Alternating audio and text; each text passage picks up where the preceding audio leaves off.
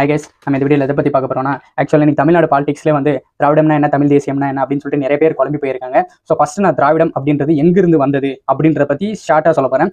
So திராவிடம் அப்படின்ற சொல்ல வந்து நம்ம தொல்காப்பியத்தில் 63,000 கல்வெட்டுகளில் தேடி பார்க்கும்போது கூட திராவிடம் அப்படின்னு ஒன்று செப்பரேட்டாக இல்லவே இல்லை. ஃபர்ஸ்ட் எங்க இருந்ததுன்னு பார்த்தீங்கன்னா, தி மனஸ்மதி அப்படின்ற ஒரு புத்தகத்தில் குமரேலா பஹிட்டா அப்படின்ற பிராமணர் வந்து திராவிடம் அப்படின்ற சொல்ல வந்து பயன்படுத்தியிருப்பாரு. ஸோ அங்கிருந்து தான் வந்து திராவிடம் அப்படின்ற சொல்ல வந்து எடுத்திருக்காங்க.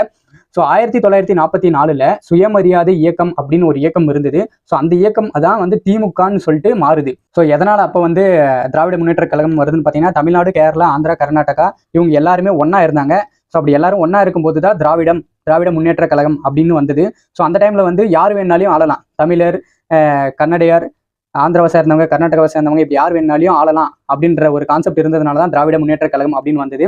ஸோ ஒரு காலத்துக்கு அப்புறம், அதாவது 1956 நவம்பர் 1ஆம் தேதி வந்து மொழி வாரியா வந்து மாநிலங்கள் வந்து பிரியுது. ஸோ உடனே நவம்பர் 5ஆம் தேதியே பெரியார் வந்து என்ன ஸ்டேட்மெண்ட் கொடுக்குறாருன்னா, இனி தமிழ்நாடு தமிழருக்கு அப்படின்ற ஸ்டேட்மெண்ட் கொடுக்குறாரு. ஸோ அப்பயே வந்து திராவிடம்னு எல்லாம் ஒன்னா இருந்தவங்க பெரியார் மூலமா தமிழ்நாடு தமிழருக்கே சொந்தம் அப்படின்னு சொல்லிட்டு பிரிக்கப்பட்டது. ஸோ அதுக்கப்புறமும் வந்து திராவிடம்னு அவங்க பேசிட்டு வரதுக்கு காரணம் என்னன்னா, நம்ம தமிழ்நாட்டை யாரு வேணாலும் ஆளலாம் அப்படின்ற ஒரு கான்செப்டை வச்சுட்டு இருக்காங்க. இதுல வந்து சீமானுக்கு பெரிய பங்கு உண்டு. சீமான் வந்த அப்புறம் தான் தமிழ் தேசியம் அப்படின்ற ஒரு கான்செப்டே வந்து நம்ம தமிழ்நாட்டுக்கு தெரியும்.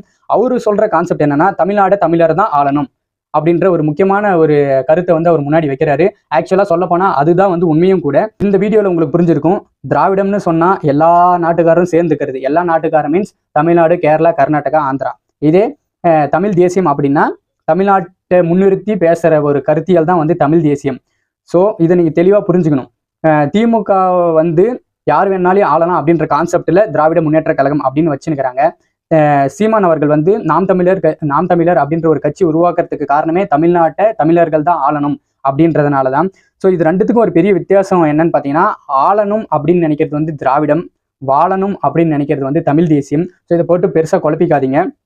தமிழ்நாட்டில் மட்டும்தான் திராவிடம் அப்படின்னு சொல்லிட்டு இவங்க பேசி அரசியல் பண்ணிட்டு இருப்பாங்க. ஆனா முக்கியமாக சொல்ல வேண்டியது என்னன்னா, தமிழ்ல இருந்து தான் திராவிடம் அப்படின்ற ஒரு சொல்லே வந்தது. தமிழுக்கு என்ன கருத்துனா, தமிழர்கள் தமிழ்நாட்டை ஆளணும். திராவிடத்துக்கு என்ன அரசியல் கருத்துனா, தமிழ்நாட்டை வந்து யார் வேணாலும் ஆளலாம் அப்படின்ற கருத்து.